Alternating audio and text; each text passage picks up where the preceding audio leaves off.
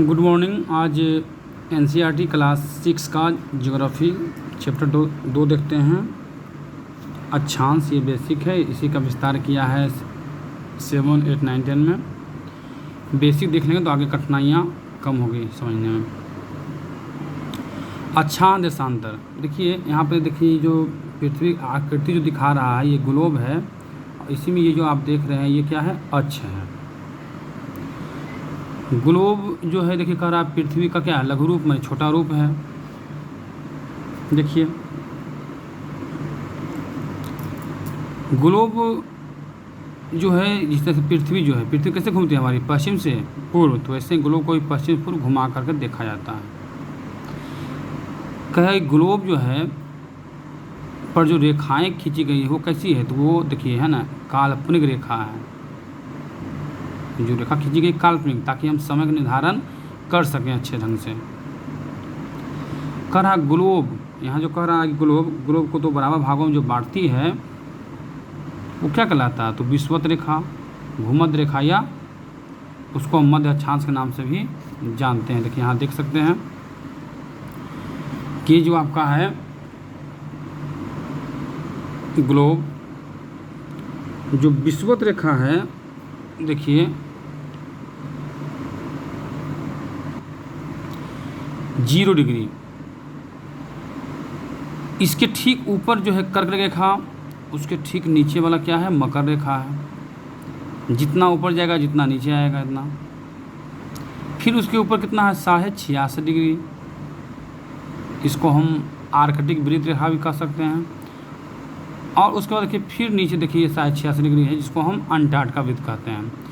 कभी क्वेश्चन दे देगा कि आर्कटिक वृत्त जो है किधर है, नॉर्थ या साउथ। नॉर्थ यानी कि उत्तर और साउथ यानी दक्षिण। तो आर्कटिक वृत्त उत्तरी में है और अंटार्कटिका वृत्त दक्षिणी ध्रुव में है या गोलार्ध में है। अब देखिए कर्क रेखा और मकर रेखा के बीच वाला जो क्षेत्र रहेगा वो उष्णकटिबंधीय क्षेत्र कहलाएगा। पूरा क्या कहलाएगा, ये जो पूरा है ये उष्णकटिबंधीय क्षेत्र कहलाएगा। यहाँ ज़्यादा गर्मी भारी मात्रा में रहता है और यहाँ पे भारी गर्मी पड़ने के कारण यहाँ पे वर्षा भी लगातार होती रहती है। वर्षा लगातार होने के कारण यहाँ पे सदाबहार जंगल भी ज़्यादा भारी मात्रा में रहते हैं। उसके आगे देखिए जो है कर्क रेखा के ऊपर और मकर रेखा के नीचे ये जो बीच वाला भाग है समशीतोष्ण भी इसको कहते हैं। यानी यहाँ पे मीडियम रहता है तापमान, समशीतोष्ण। यही देखिए कहता है कर्क रेखा जो है, कर्क रेखा के ठीक ऊपर में हमारा बिहार है। क्योंकि क्वेश्चन देता है ना कि बिहार के बगल में यानी कौन, राजधानी बिहार के दक्षिण में है ना रांची, तो वही कर्क रेखा बिहार रांची से होकर गुजरती है। कर्क रेखा के ऊपर में बिहार है, ये भी ध्यान देना, ये भी क्वेश्चन पूछता है। फिर पूछेगा कितना उसका है, तो 23 से हल्का से ऊपर बढ़ जाता है। बिहार है ना, इस तरह से रेखा गुजरती है सबका। ये जितना भी रेखा इस तरह से देख रहे हैं, जो इधर हो गया पूरब, इधर हो गया पश्चिम, ऊपर उत्तर, नीचे दक्षिण। ये जितने भी रेखा जो पूरब से पश्चिम की ओर जो रेखा खींची रहती है उसे हम कहते हैं अक्षांश रेखा। जैसे से देखिए इस तरह से ये अक्षांश रेखाएं भी कह सकते हैं इसको हम। टोटल जितना भी खींचेंगे सब अक्षांश रेखा है। जैसे देखिए ये जो है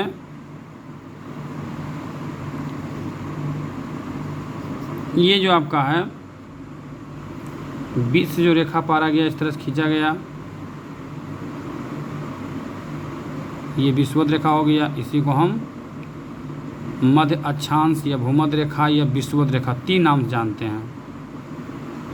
और इसके बाद जितना भी रेखा ऊपर खींच जाएगी ये सब क्या कहलाएगा, जितना भी टोटल है ये सब अक्षांश रेखा कहलाएगी। जितना भी ऊपर है ये सब क्या कहलाएगा, ये टोटल जितना भी खींचा गया सब अक्षांश रेखा कहलाएगा। नीचे वैसे रहेगा। अब इसमें क्वेश्चन देता है, देखिए ये जो रेखा यानी कि ये हो गया आपका पूर्व हो गया, ये हो गया आपका पश्चिम हो गया, और ऊपर उत्तर, यानी कि कह रहा है कि पूरब से पश्चिम की जो खींची गई रेखा है ये सब कहलाता है अक्षांश रेखा। अब यहाँ बोला है कि एक अक्षांश से कोई व्यक्ति इस ये पूर्व दिशा से पश्चिम दिशा की ओर एक ही अक्षांश पर चलना शुरू किया, तो अक्षांश रेखा की लंबाई घटेगी, बढ़ेगी या समान रहेगी, तो समान रहेगी। लेकिन अगर कहा कि विषुवत रेखा से जैसे से ऊपर जाएंगे तो अक्षांश रेखाओं की लंबाई कमेगी, और विषुवत रेखा जैसे से नीचे आएगा तो अक्षांश रेखाओं की लंबाई भी कमेगी। लेकिन कहेगा दक्षिणी ध्रुव से विषुवत रेखा की ओर जाएंगे तो अक्षांश रेखाओं की लंबाई बढ़ेगी, और फिर विषुवत रेखा से कहेगा कि उत्तरी की ओर जाएंगे तो फिर क्या होगा, अक्षांश रेखाओं की लंबाई घटेगी।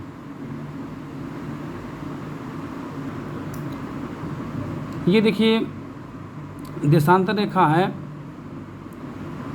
अब बीच वाला जो है ये प्रधान मध्यांक रेखा कहलाता है, प्रमुख या उत्तर भी कह सकते हैं इसको।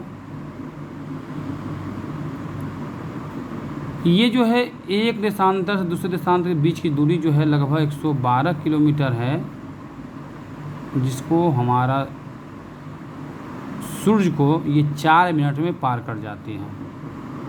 एक देशांतर से दूसरे देशांतर के बीच की जो दूरी है 112 किलोमीटर लगभग है, उसको 4 मिनट में तय कर लेती है।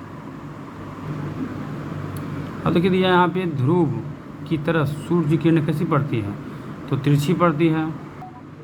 एक क्वेश्चन देता है कि प्रशांत महासागर में कौन सा द्वीप है, तो टोंगा द्वीप। हिंद महासागर में मॉरिशस द्वीप, ये भी क्वेश्चन बराबर पूछता है। देखिए पृथ्वी लगभग 24 घंटे में क्या करती है, अपने अक्ष पर 360 डिग्री घूम जाती है।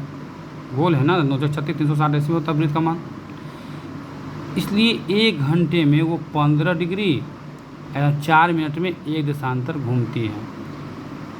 इस प्रकार जब ग्रीनविच में दोपहर के 12 बजते हैं तब ग्रीनविच से 15 डिग्री पूर्व में समय क्या होगा, 15 × 4, यानी एक देशांतर से दूसरे देशांतर को कितने मिनट पार करता है, 4 मिनट में।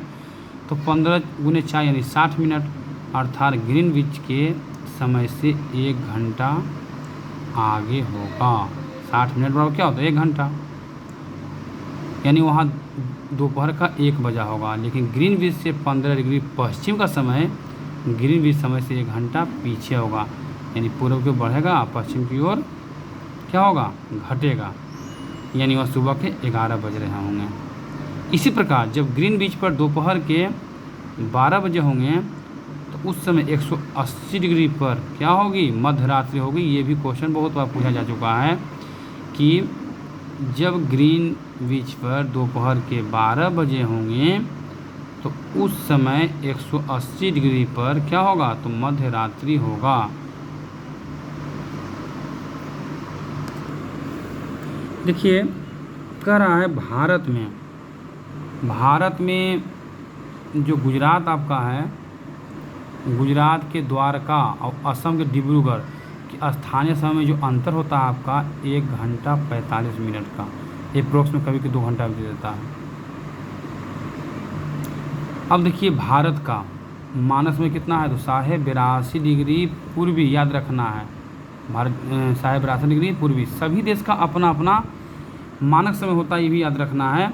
और एक देश में अगर मान लीजिए बड़ा देश है तो एक देश में 1 से अधिक भी मानक समय रह सकता है, लेकिन भारत में एक मानक है, ये 82.5 डिग्री पूर्व। यही 82.5 डिग्री यानी कि हमारा जो एक देशांतर से दूसरे देशांतर के बीच की दूरी को सूर्य कितना पार करता है, 4 मिनट में। तो 82.5 डिग्री जब 4 से गुना करेंगे तो आ जाएगा समय निर्धारण, जो इलाहाबाद के नैनी से गुजरता है। देखिए भारत जो ग्रीनविच के पूर्व में कितना है, 82.5 डिग्री। अभी देखें हम 82 एक मिनट 2 कीजिए, इस तरह कीजिए, ये पूर्व में स्थित है। यहाँ का समय जो ग्रीनविच है, जो मेन जो रखा गया पूरे वर्ल्ड में, जो मेन ग्रीनविच है, वहाँ से कितना 5 घंटा 30 मिनट क्या है, आगे है। क्या है, आगे है, क्योंकि पूर्व की ओर है ना, पूर्व की बढ़ेगा ना, पश्चिम की क्या होगा, घटेगा। फिर देखिए कह रहा जब लंदन में दोपहर के 2 बजे होंगे, लंदन देखिए, तब भारत में क्या कितना बजेंगे, जब 2 बजा लंदन में, तो लंदन किधर है, भारत के पश्चिम में ना है। तो ये क्या हो गया, पूर्व की ओर बढ़ेगा, तो 2 बजे होंगे लंदन में, तो भारत में कितना, तो 5.5 घंटा क्या करना, आगे कर देना है।